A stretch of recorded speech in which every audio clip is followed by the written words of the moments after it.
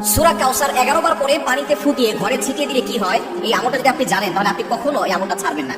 সূরা কাউসার হচ্ছে পবিত্র কোরআন কারীমের ছোট্ট একটি সূরা। 114টি সূরার ভিতরে 108 নম্বর সূরা হচ্ছে সূরাতুল কাউসার। মাত্র 3টি আয়াত রয়েছে সূরার ভিতরে। যদিও সূরাটি ছোট্ট, তবে এর ফজিলত অনেক বেশি।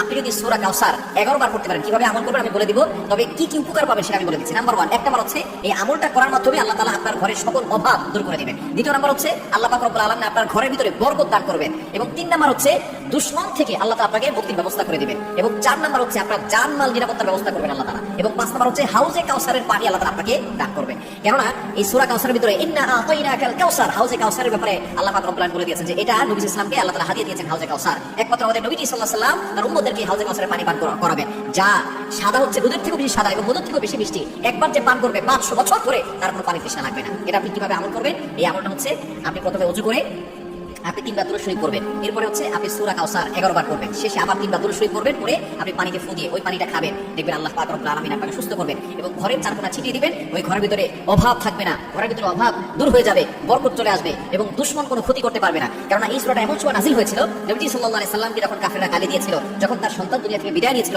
তখন বলেছিল মুহাম্মদ হচ্ছে নির্বংশ। তখন আল্লাহ পাক রব্বুল আলামিন আয়াত নাযিল করেছেন যে ইন্না শারিআকা হুয়াল আবতার, যে তারাই হচ্ছে নির্বংশ যারা আমার নবীকে গালি দেয়। আমার নবীর যে আল্লাহ পাক রব্বুল আলামিন সম্মান দিয়েছেন, সুতরাং এই সূরা কাউসার আমল করবেন, দেখবেন আপনি উপকার পাবেন ইনশাআল্লাহ।